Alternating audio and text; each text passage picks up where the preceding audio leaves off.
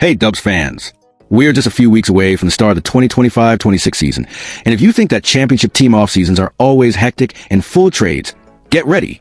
The Golden State Warriors are at a standstill. That's right, one of the most talked about rosters of the decade, a team that has won 4 recent titles and countless stories of overcoming adversity, seems to have hit a true impasse. And the center of all this narrative goes by the name Jonathan Kuminga. You remember him, right? The number 7 pick in the 2021 draft, an explosive, versatile athlete full of potential. When he was elected, comparisons to young Kawhi Leonard and Pascal Siakam were frequent. The promise of a forward capable of playing multiple positions, defending consistently, and still evolving offensively seemed very real. But now, 4 years later, that narrative of a rising star has turned into a story of indecision and speculation, which is freezing the team's overall movement. Throughout the entire offseason, rumors suggested that the Warriors might trade Kuminga to the Sacramento Kings or the Chicago Bulls. From time to time, there were reports from insiders, interviews on specialized podcasts, and analyses from experts on Twitter, but so far, nothing has materialized.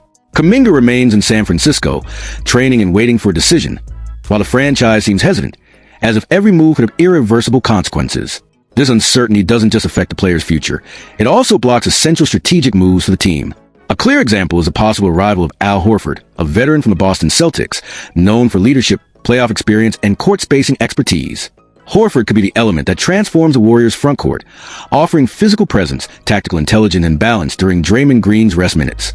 However, any negotiations with Horford are stalled precisely because of Kuminga's situation. It's as if the Warriors' offseason is stuck in a waiting loop. No one comes in, no one goes out, and time passes. Meanwhile, other teams are moving, and the Houston Rockets, despite still playing at a high level, suffered a significant injury. Fred VanVleet is out, which has increased the team's pressure to make a strategic trade. Compared to the Warriors, who remain motionless, the Rockets are showing action and intent. In the NBA world, each day without movement can mean a missed opportunity, and the Warriors are, at this moment, watching from afar while other teams advance. But the issue goes beyond contracts or draft picks. Here comes a historical and strategic point. Mike Dunleavy Jr., the Warriors general manager, and Joe Lacob, the team owner, may have overestimated Kuminga's value from the start. The number 7 pick in the 2021 draft was highly debated. Dunleavy Jr. believed in the young player's athletic potential and versatility, while Lacob was emphatic that Golden State should bet on Kuminga's talent.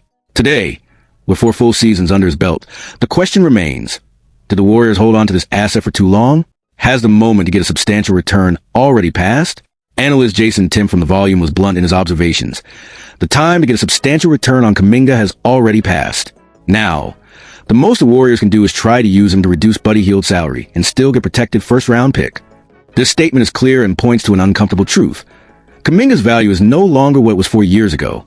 What once seemed like a high-risk, high-reward gamble is now a tactical negotiation, focused on financial adjustments and future rotation possibilities. And why does Buddy Hield enter this equation? The guard is a 3-point shooting specialist, but his 2024-25 season fell short of expectations. His performance from long range was average, his inside-the-arc production almost unacceptable for a starter, and yet his contract offers flexibility. Hield doesn't want to be traded, but including him in a deal with Kuminga could be one of the few ways to create salary space while also securing a protected first-round pick, something the Warriors value as trade currency for future opportunities. From a tactical standpoint, the impacts are complex. Jonathan Kuminga is young, 22 years old, can play both forward and power forward, is athletic, versatile defensively, and still has room for offensive growth. On average, he has produced between 13 and 15 points per game over recent seasons, with 3-point shooting around 33%. Defensively, he can guard multiple positions and provide energy for fast transitions, a trait that fits perfectly with Golden State style. Offensively, however, he still needs to find consistency. Buddy Hield, in turn, is known as a high-volume 3-point shooter, but recent years have shown physical decline and inconsistency in percentages. Last season, he shot 36% from deep, well below the elite level expected of a starter on a team aiming for a championship. Inside the arc, his offensive production was limited, making him less efficient than necessary on a roster with immediate title ambitions. The proposed trade, therefore, would be Kuminga for Hield plus a protected first-round pick. On paper, it's a deal that helps a franchise balance finances and open contract space, but does not guarantee an immediate gain in talent or on-court results.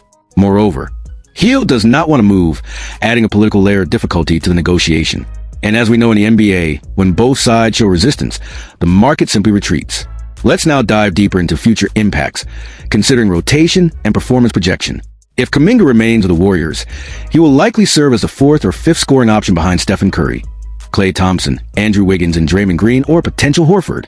His playing time would range from 18 to 22 minutes per game, often in transition situations or rest minutes with the starters.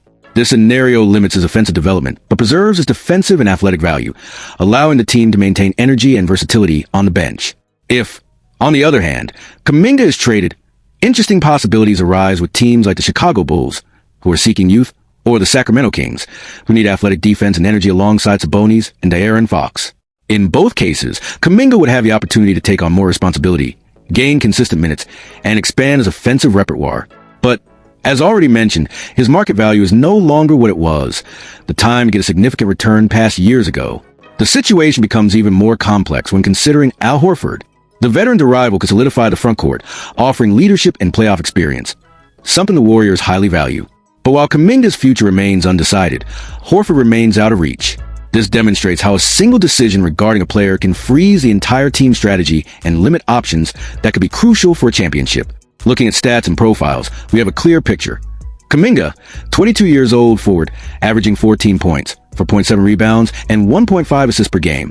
He combines athletic explosiveness and versatile defense, reminiscent of a young Aaron Gordon, but still lacks a fully established offensive impact. Hield, 32 years old, shooting guard, averaging 12 points and 36% from three, a high-volume specialist, but in physical decline.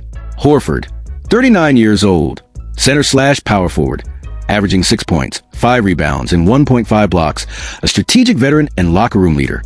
Each of these profiles deeply influences rotation decisions, power play situations, minute sharing, and financial strategy. The Warriors face a difficult strategic choice. Keep Kuminga, bet on his development, and hope he reaches his promised potential, or trade him, accepting a financial loss, but opening room for immediate moves and salary flexibility. Time is running out, the season approaches, and the market does not wait. In the end, perhaps the bigger question is not where will Kuminga go, but rather, who are the Warriors today? A franchise that bets on the future, or a team still believing in one more run with its historic core? The answer could determine not just the fate of a player, but the very narrative of a team in the coming years. And you, fan? Do you think the Warriors should hold on to Kuminga at all costs? Or is it time to turn the page and pursue immediate reinforcements? Share your opinion in the comments, because this debate is just beginning. If you enjoyed this detailed analysis, leave a like, subscribe to the channel, and hit the notification bell, because here we will continue covering every rumor, every trade, and every NBA detail, bringing full narratives and deep analyses.